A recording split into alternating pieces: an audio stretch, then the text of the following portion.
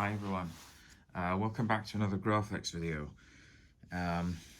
This is a saber that I've had for a very long time, but I've slowly been upgrading parts over the last year or so.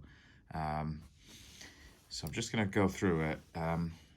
This is now almost a completely vintage piece with a few little exceptions that I will talk about. What happened was last December I found a listing on eBay for just the upper portion as a vintage, obviously, and it was going for a really good price. I think it was about 125 US dollars. And I asked the seller for some more pictures just to verify and make sure that it is a vintage, which it was, and I went ahead and purchased it. But it was just the top shell, obviously with the bunny ears and the internals, the bolt contact and everything, but it didn't have like buttons, glass eye, any of that. And what tempted me at the time was he had already removed the beer tab and had done a very nice job, because these are a little tricky to remove and sometimes you can accidentally scratch it. And my intention was for this to be an ESB build anyway, so I thought, well, great, you know, someone's already done the work for me. I'll go ahead and buy it, and then I'll just add some replica parts and see. So that's what I did, and then I added two TGS buttons and a clamp and lower, all from TGS, Wanawanga, etc.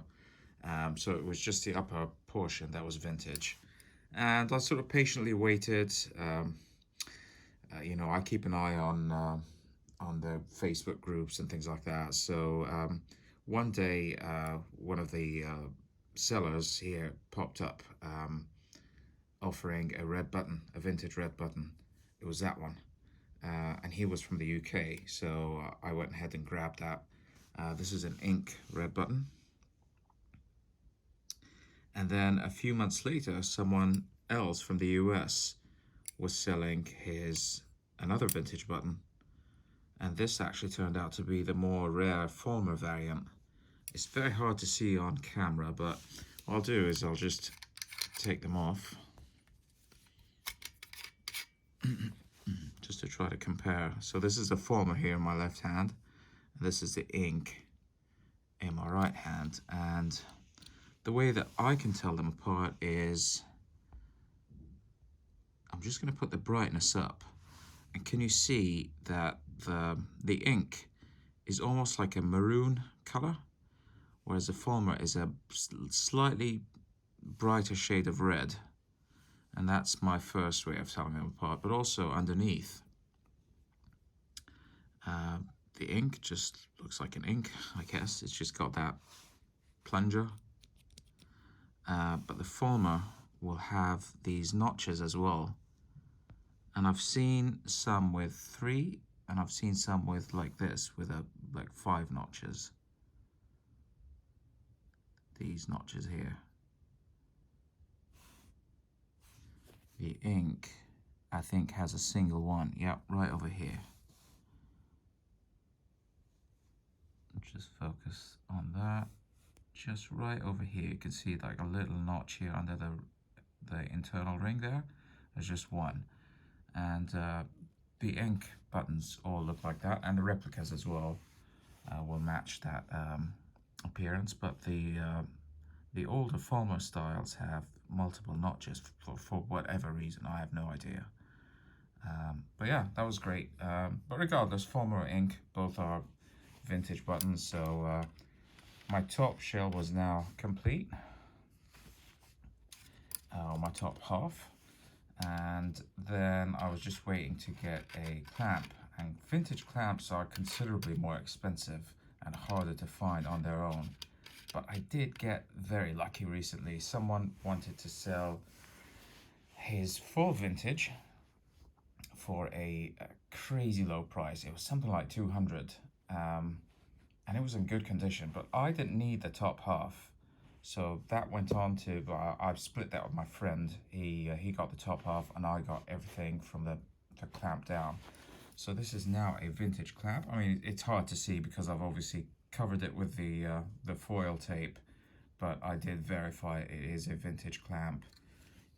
You can tell from the lever somewhat. Although, you know, if you get, you know, a very good replica like TGS or Romans, I have to say they are incredibly accurate to a vintage, but this is a vintage clamp. There are other tells like the stamping and so on, but yeah. So I was very happy with that. Finally, a vintage clamp as well to go with that. This is a Sloth Furnace card. Unfortunately, I can't afford, even if you do find a real Otis card, they go for insane amounts of money.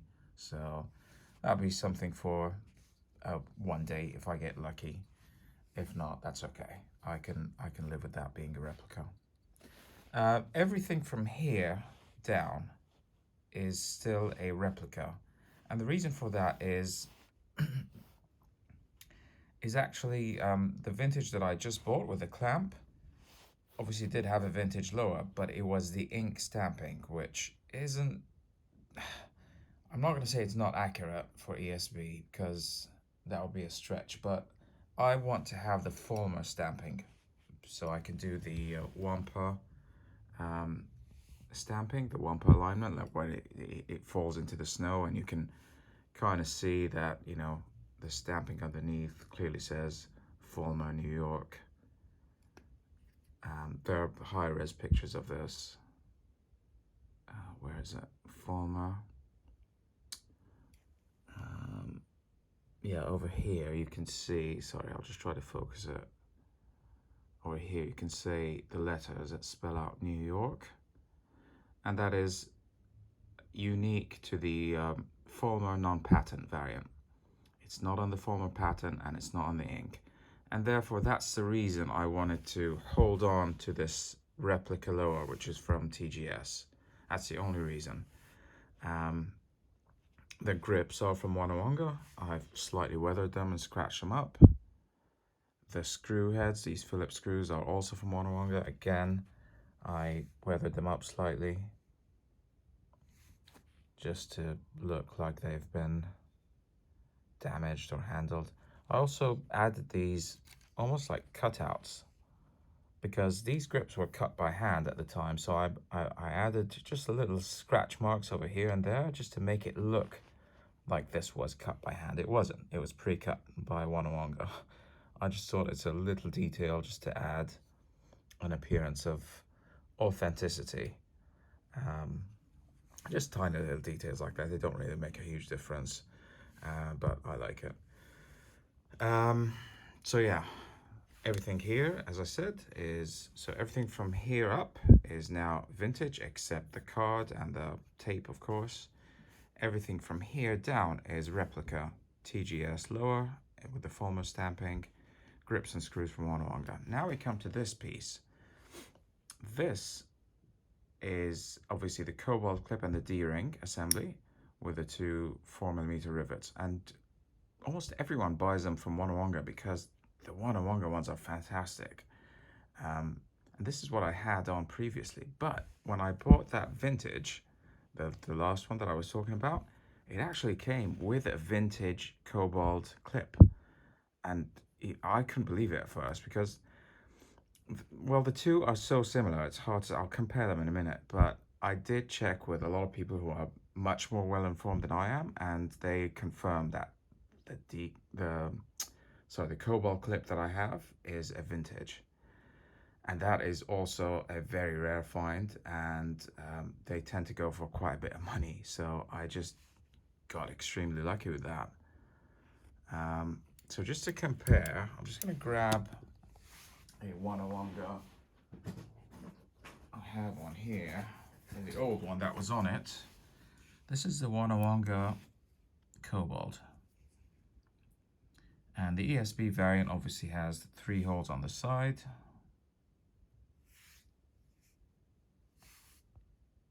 Sorry about this, I'm just trying to get it to focus. Yeah, so there's 3 holes. The middle hole is threaded, which is accurate.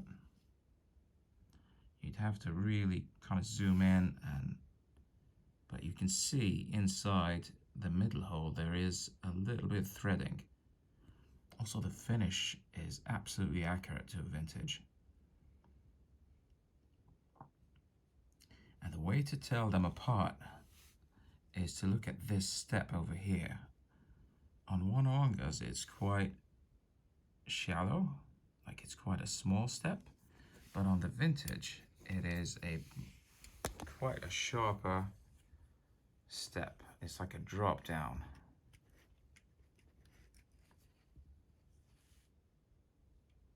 I'll try to put them side by side so you can see exactly what I'm talking about.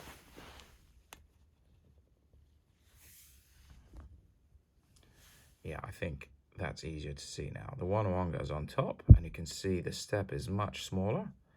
On the vintage, it's a much sharper drop. That's one difference, and credit goes to Colin, who had a vintage and was able to tell me how to compare them. The other difference is on this side, on the reverse side of the 3 holes. On this side, with a replica like Wonawanga, on the inside, it's just bare metal.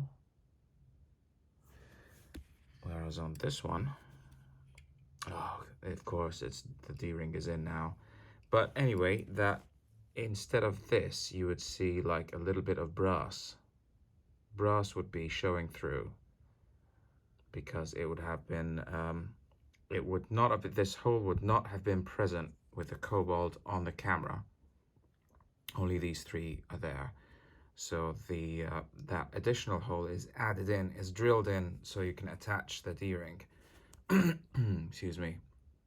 So brass will be showing through. These are very subtle tells, which, you know, I did not know. I'm no expert, but, you know, I have a lot of friends who are experts. So thanks to them, I was able to verify that I, in fact, received a vintage Kobold clip, which I was so happy about. So yeah, I've finally popped these rivets on. So yeah, the Kobold is now vintage. Obviously the rivets are nothing. D-ring is Wonawanga. So yeah, most of it is now a vintage piece. Most of it. It's not a complete vintage, but I am fairly happy with it, I think. If in the future, one day I find a vintage Fulmer lower, I mean, but that is hard because Fulmers go for a lot more money. But if I do, that'd be great. Then I'll just remove all this, the grips and stuff, and start over. As I said, Otis board, I'm not even gonna try. Yeah, that's it. And it'll be almost a full vintage piece. So very happy about that. I think it's a really cool piece. It's in good condition for a vintage. Has a nice bit of patina there on the contacts, on the pins. Nice bit of aging. Yeah, very happy with it. This is obviously a display piece. It will not be converted into a working lightsaber or anything like that. It's just something to add to my display collection. And obviously the ESB Graflex is one of the most, if not the most, iconic lightsabers in all of Star Wars. So I was very happy to have it as an authentic vintage piece. So yeah, thanks for watching, and I will see you in the next one.